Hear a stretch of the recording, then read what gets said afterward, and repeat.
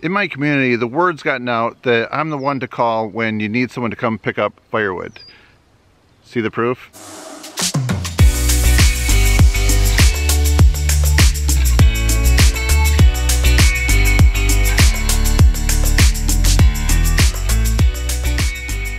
My plan for this video is to put together all the essential tools needed to get firewood, because sometimes when people describe what the conditions are like or the firewood, it might just be a little bit different than what they describe. So I've had several years to test different tools and see what works, and then different times I'm out there and I'm like, oh, I just wish I would have had this. I'm just, frustrated that I forgot that. So I think it's good to have a checklist so you have everything that you need. But I'm going to show you what we have, and then I'll kind of describe each one real quick and say why I choose that item. So let's get started.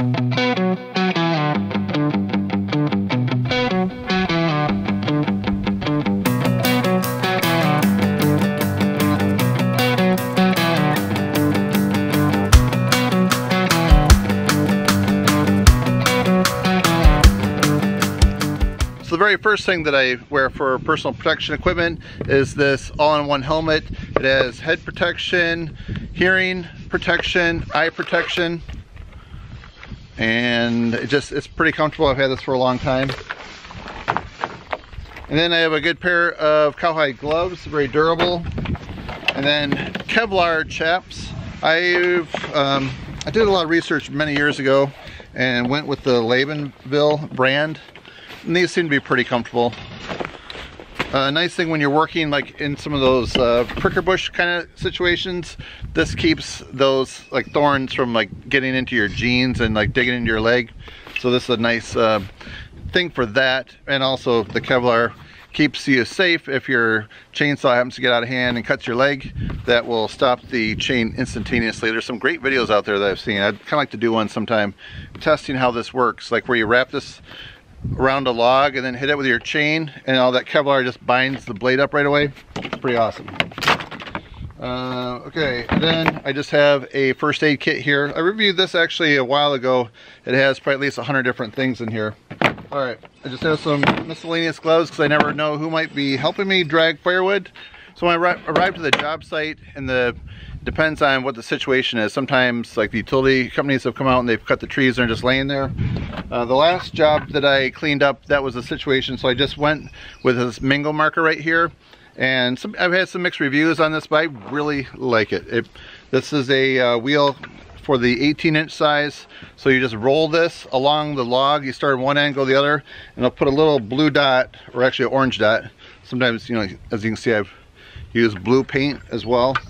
It'll put a dot every 18 inches, so depending if you have like really skinny logs or really big round logs, sometimes the proportion looks a little bit different. Trying to guess what 18 inches looks like can be a little tricky. So this right here works very quick and easy, and it's right on the money. So I recommend the mingle marker. I'll have a link down below if you want to check it out. So I recommend having two saws when going out. If you don't own two saws, at least have two different bars and two chains, so in case the chainsaw ever gets pinched, which happens to the best of us, because sometimes you don't really understand which way the pressure is at, and sometimes as careful as you can be, the bar can get pinched. So if you have only one chainsaw, I've actually had that happen to me where I end up having to take the bar off, and then I put on the smaller bar and another chain, and then I was able to cut it free. So this is a 27-inch Ecosia 620 PW. If you want to check that saw, I have a link to it down below. And this is another one. This is the Ecosia 500P. This is a 16-inch. So it's kind of nice to have a little smaller one for like going up and doing some limbing, and then a bigger one when you're taking on, if you have some big rounds. Depending on what, when people call you. Another one earlier this year, it actually happened to be like 27 inches or 26 inches. So this saw worked out perfect for some of that silver maple that I was cutting. So it's possible if you have a landscape trailer with a ramp like this, you can roll some of the big rounds up. I've done it myself. It's a little bit of work, but it can be done. If you're loading just into a pickup truck, then you may have to split some of those big rounds in half, like the 26 or 27-inch rounds that I cut that silver maple. That would be impossible for me to lift up by myself into the truck, so here's what I recommend for that. All right, for the big rounds, you need a good wedge or a good maul or both.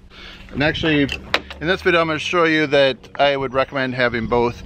So this maul right here is by the Halder company. I reviewed this probably a little over a year ago. It's a German maul, has a nylon face.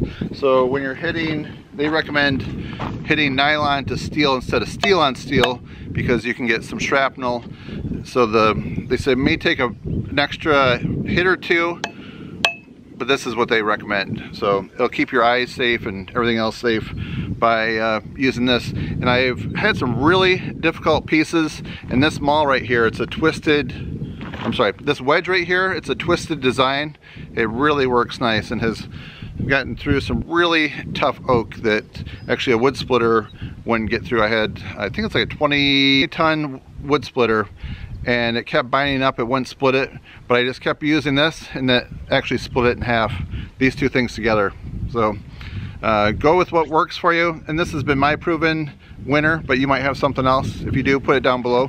So if you split the firewood into half or quarters with the maul and the wedge or sledge and wedge, then you can much easier lift it into your truck. So this works really well like in a woods area where you've gone someplace where they've done some logging and there's just the tops that they have left, and sometimes they're pretty long tops actually.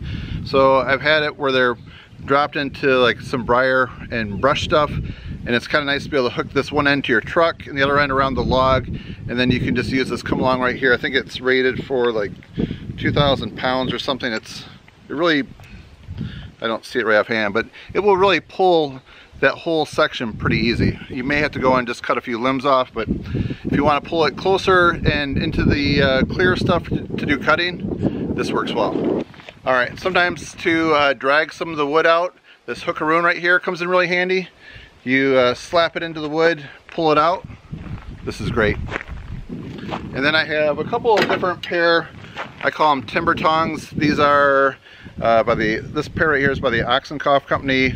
So it only opens the jaw width so wide. And this right here is by Northwind Tools. It's called Pinchot Log. And they sent this to me about a year and a half ago. And this is really a wide design. Actually, the two work really well together. So this, if you have a big round log, you can drag it easier with this, or you can grab the ends with it. And with this, you can grab it by the side. So I kind of find having one in each hand, you can pull easily, get two logs at the same time, even with these two different ones. So I recommend having this to save your back.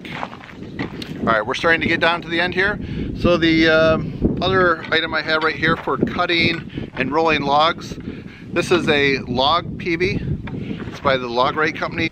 I put this optional accessory on the end right here. That's a log lifter. This is really great though, where you can roll the logs, or after you're cutting some logs, you can hook onto it and roll it up with this and lift it off the ground. This works really well. I reviewed this. All these items I think I reviewed, so if you search my channel, you can see these in action. This is a little wedge by the Steel company, and it's like a plastic design. It's just really lightweight and easy to carry in your back pocket. You can envision this log a little bit bigger. So if it's kind of like a long span, but you need to cut it more in the center, and you're afraid when you're cutting it with your chainsaw bar like that, it's going to pinch your bar.